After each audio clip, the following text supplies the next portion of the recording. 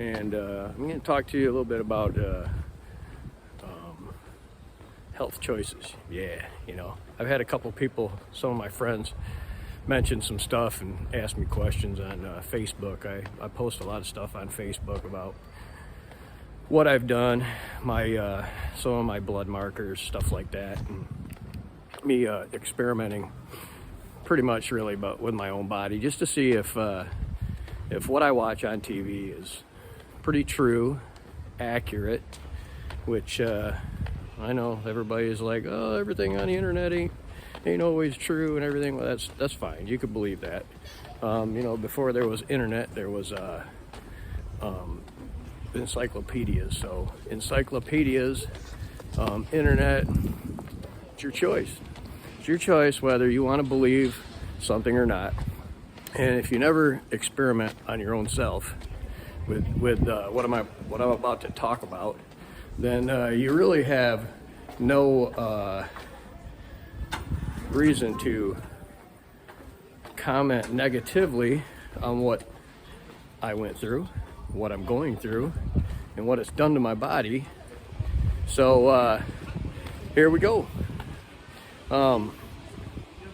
It all started with some blood markers. I have hypothyroidism, so I take pills, and for the most part, it's where it's supposed to be at. But back in like 14, 15, when I was diagnosed with a hypothyroidism, my doctor told me, well, it's just a pill, and it's not going to hurt. Everybody takes it, when they need it, and I take it myself. So just take it and keep your thyroid level where it is, so you can take care of it, which is fine. Doctor at least gave me the knowledge that I do have a problem with my thyroid, but that was it. They didn't go any farther. Now, whether they had the knowledge to go farther or not is another question. So I've seen I'm not going to say my lifetime, but since in the mid 90s up until now, I have seen probably 5 to 6 doctors, one of them being here in China. So my first doctor said, hey, your TSH levels are low, which actually means high, because if you have high numbers, it means you're not producing enough TSH. So and also your cholesterol was high. Well, I want to put you on the medication. No. I told him no. I said we'll do the thyroid medication first, then we'll come back, check out the all the other markers.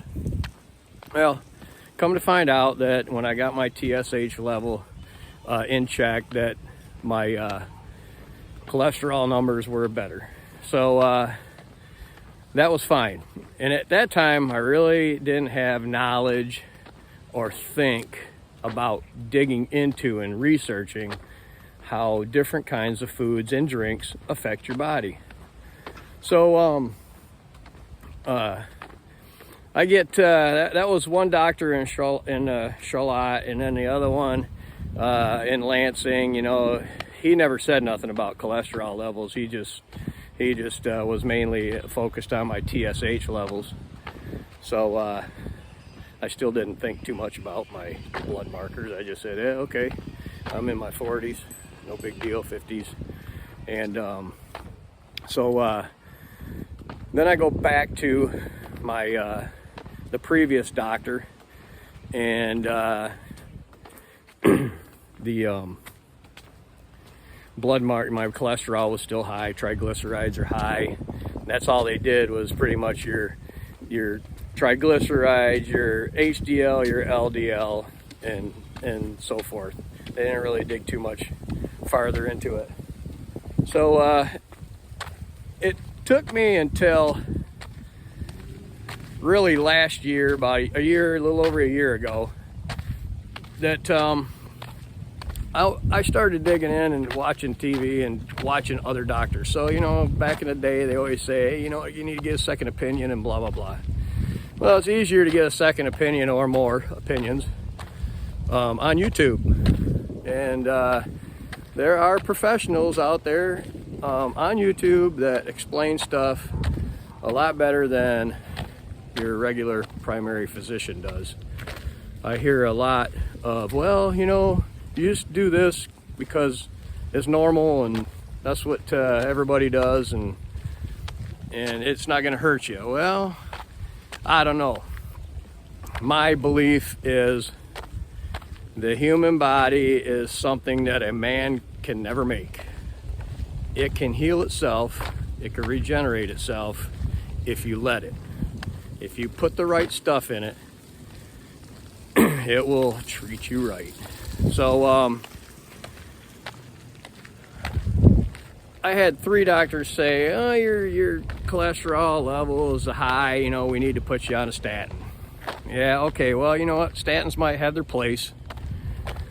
I'm not a doctor or nothing like that, so I can't prove anything, but I can prove this thing right here. If you change your diet, you can change the need for medication.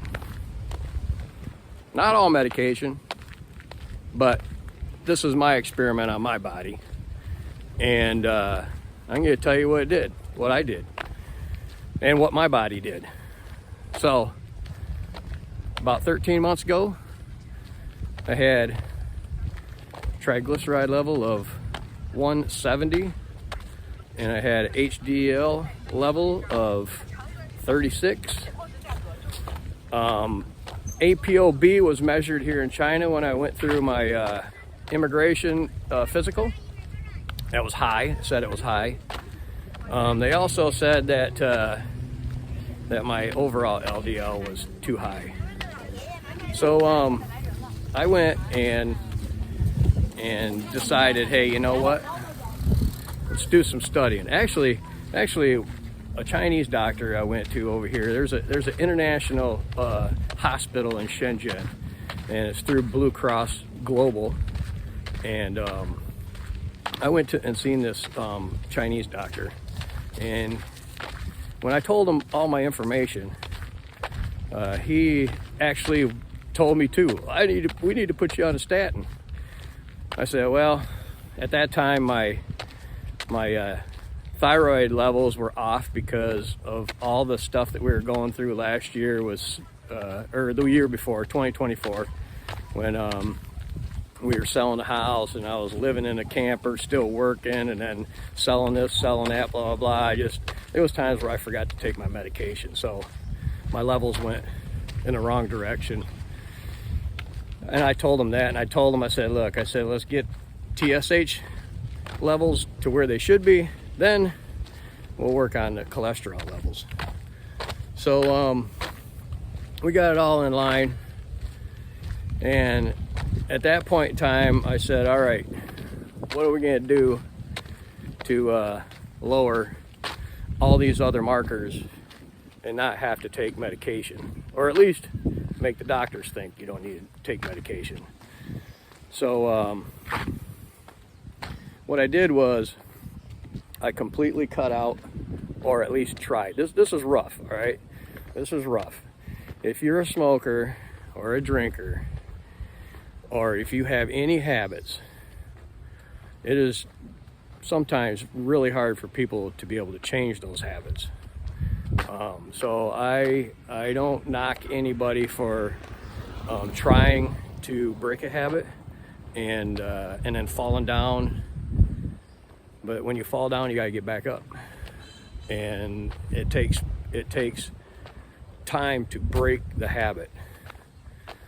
So eating is a habit, and I think that when you at least give your body a break from the bad habits, it will improve. So I put down a list on what I wanted to eliminate or try to drastically eliminate out of my diet. And those items were anything that could be turned into sugar,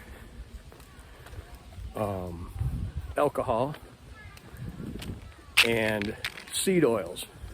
Those are the three things that were of major concern that I had gathered from watching many doctors and listening to them talk on their video and how the body functions.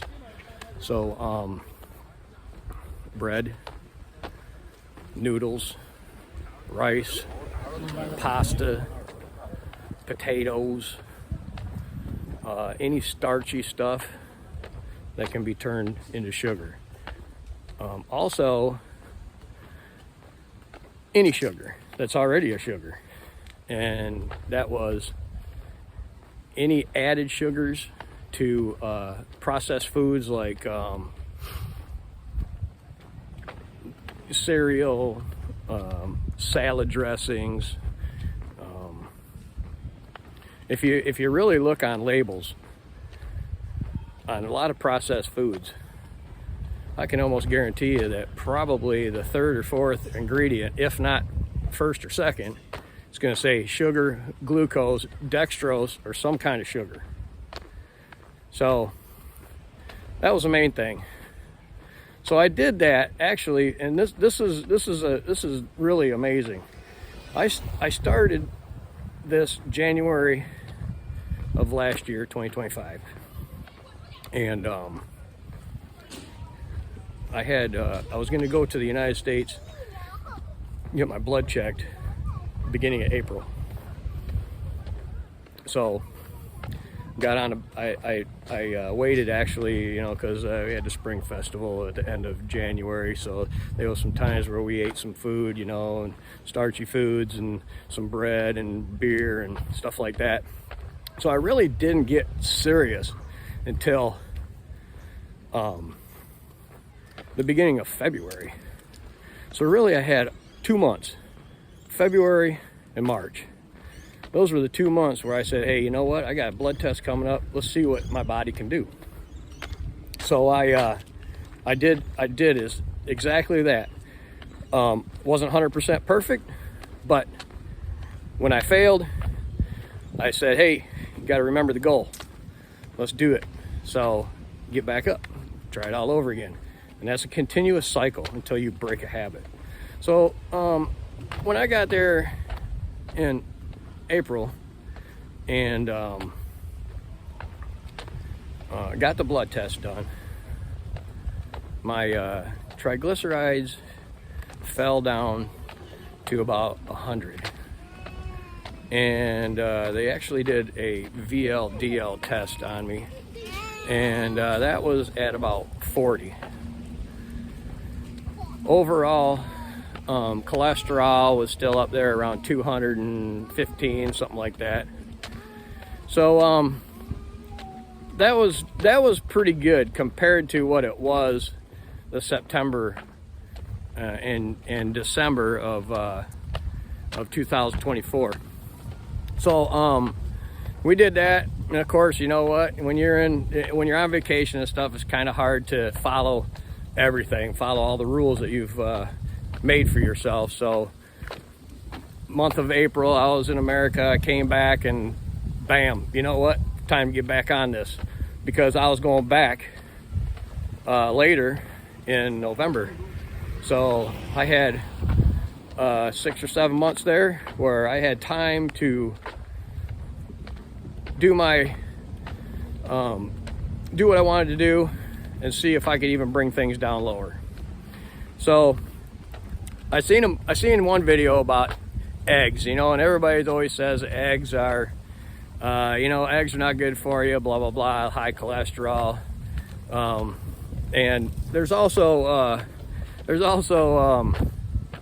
there's people out there who says eggs are good. Well, eggs got a lot of nutrition, a lot of minerals, nutrients that your body needs, and if you don't get it somewhere else, then you're just taking things away from your body that it needs. So I went on this egg eating kick, right? We're talking probably a dozen a week, and everybody's body is different. And when I took the blood test in November, my overall cholesterol was up to 280, which if you listen to a lot of doctors, endocrinologists and stuff like that, they say the overall is nothing. They don't even look at the overall. So the overall wasn't nothing, but my LDL-C was 230. 230 depends on what kind of LDL it is, I guess. So look at my triglycerides. It went down to 65. And my VLDL went to less than 14. So triglycerides and the VLDL was my main goal here. And also my HDL went up from 33 up to 46. So there's a lot of positives in the change in diet that I seen with my body. Also too, for the past few years I've had low, they call it hydroxy vitamin D levels. I've had low. That went up. That went back into the normal range. My ALT and ALP, I still got to work on the ALP.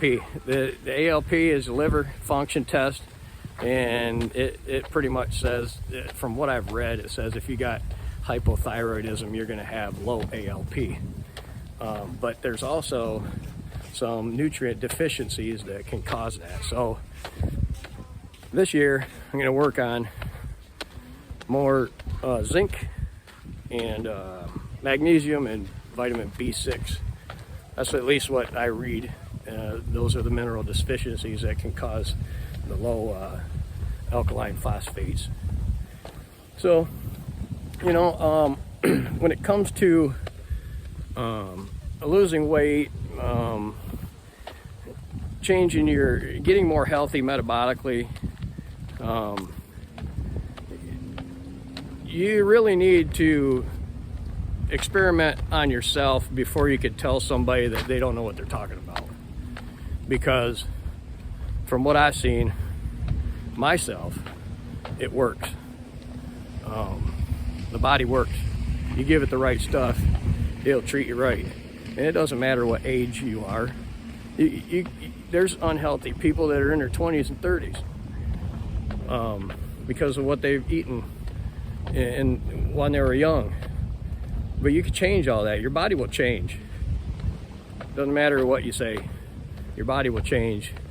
And that old saying that everybody says about you are what you eat, that's the truth. It really is. You put shit in, you're gonna get shit out. And you just got to decide whether you're ready to mainly it's mentally, because it's a habit. You got to decide what's best, your health or your home or your car. You know, there's so many people out there that put hundreds of thousands of dollars into their home. They buy a brand new $100,000 vehicle, you know, and they're out there shining it up, keeping it clean, spending whatever money it takes to keep it clean and wash it and put all the aftermarket parts on it, shit like that. But you don't take care of your body. I don't get it. Yeah, I used to be that way, but I think to a certain point, even when I wasn't taking care of my body 100%, I always had cravings for vegetables and fruit and all that kind of stuff through my whole life. So there was a lot of times where, even though I was eating junk food, I was still eating healthy food. So I'm hoping that balanced it out and gave me this opportunity to reverse my metabolic journey into a much better one. And if I could take a few people along for the ride and help them, that's all the world to me.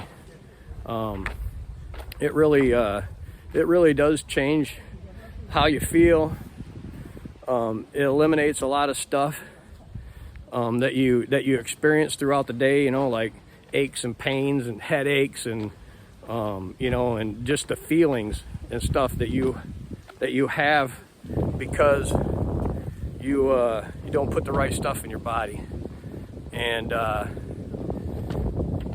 you know, it's like this, in my opinion, from all the information that I've gathered over the past year. The three most important things to me in my body are your brain and your heart's important, but there's something that affects that, and that is your gut, your liver, and your kidneys.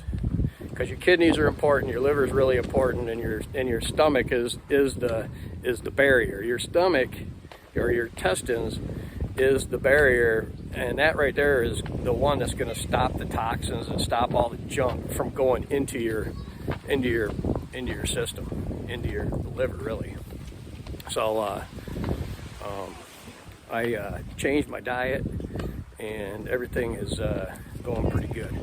Another thing I want to talk about too is a lot of people are scared of the word fasting. Nothing wrong with fasting, nothing at all. And depends. I think when people think about fasting, the word fasting, they think it's long term and so many days without eating. But really, when you sleep, you're fasting. So if you sleep for 8 hours, you just fasted for 8 hours. That's better than nothing. But when you eat before you go to bed and then eat as soon as you get up, that pretty much takes you out of that beneficial mode.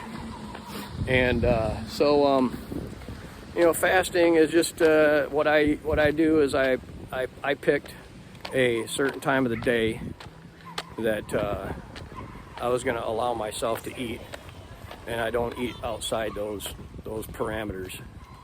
So you know, I try to go to sleep about 10 o'clock at night, and I stop eating at 8.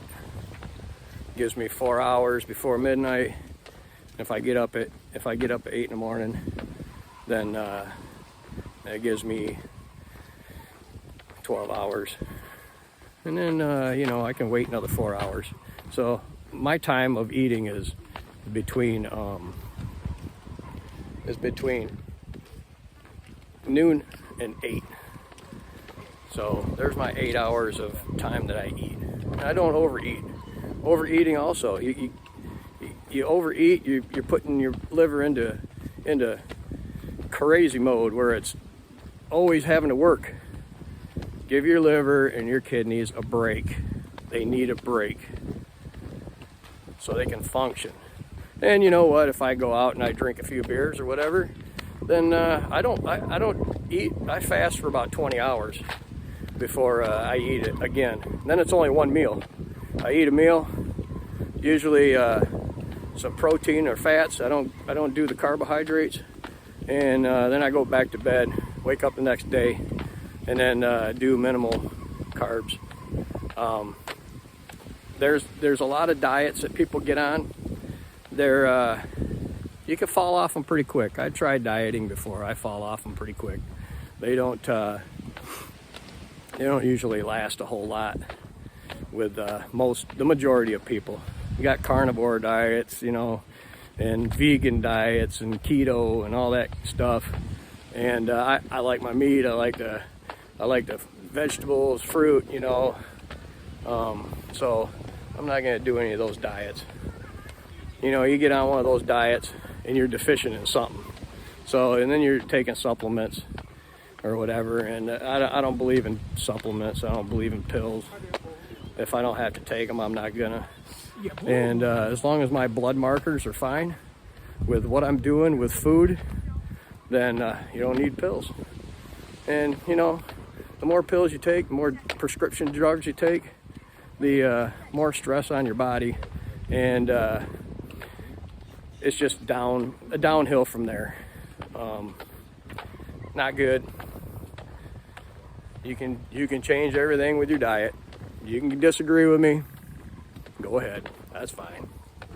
But that's just the way what I've experienced since I started doing it about 13 months ago. And it's not been seriously by the book, religiously 100%, and never eating this and never eating that. Sometimes I do it like if we have a beer or something, we wait till the weekend. Just have it on a weekend. If you think of your habits, your downfalls as a treat, and then you just treat yourself once in a great while on a weekend or something, it might help you. It might help you get over that hump of falling down and then having to get back up. But you can definitely change things. Not hard. Well, it is hard. Breaking habits are hard. And I just want to say habits can be broken. And I wish the best to anybody that's on their journey of getting metabolically healthy. I'm still working at it. There's a lot of foods that can throw you off, create certain problems, but I haven't found any foods that, at least for my body, that's throwing me off. Like, you know, some people they believe in oxalates. You know, they don't affect me. Oxalates are a mineral in plants. Well, one doctor says, well, if you eat a plant that's high in oxalates, usually it's a plant that is high in calcium. Don't know if that's true, but I've seen a couple of videos where the kale and stuff like that, leafy greens that are high in oxalates, are high in calcium. So if you eat those, that calcium and oxalate should bind and just go out your intestines. So just things like that. Got to do your research. Got to do your research. See what your blood markers are.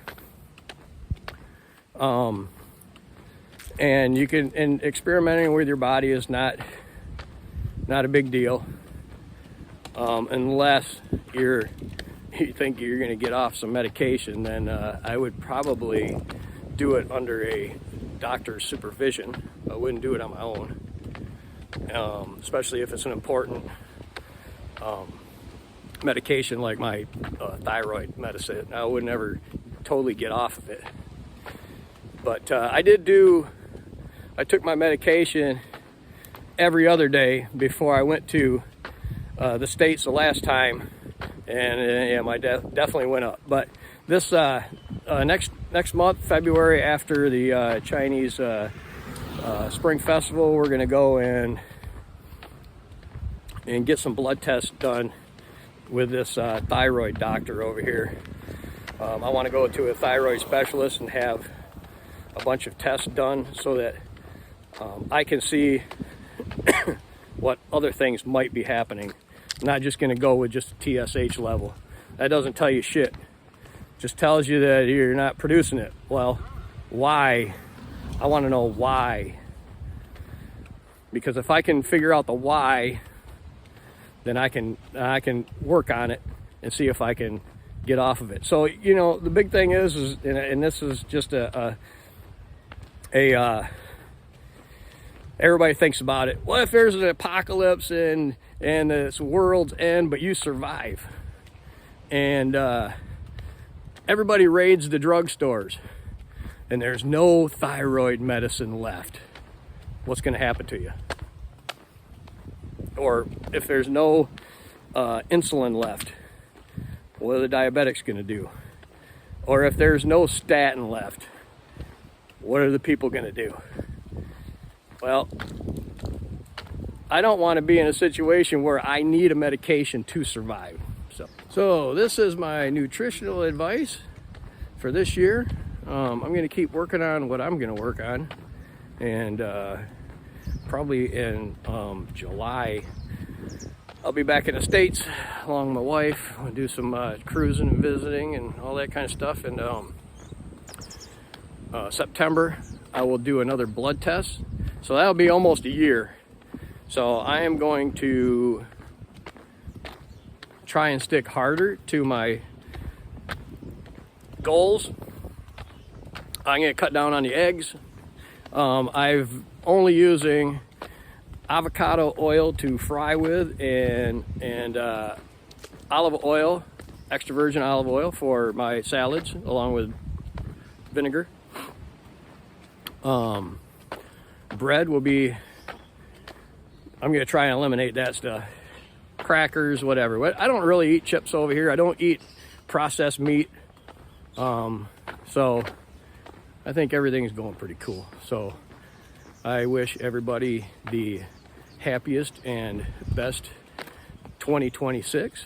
I hope everybody when they're on their health journey, that you meet your goals and you become healthier and feeling better, and maybe you can just reduce some of those medications that you're on. And trust me, a lot of people, including myself, always have a smile on their face when they meet their goals or they see a good change. They get excited. So get excited, have your good changes, live healthy. Peace out.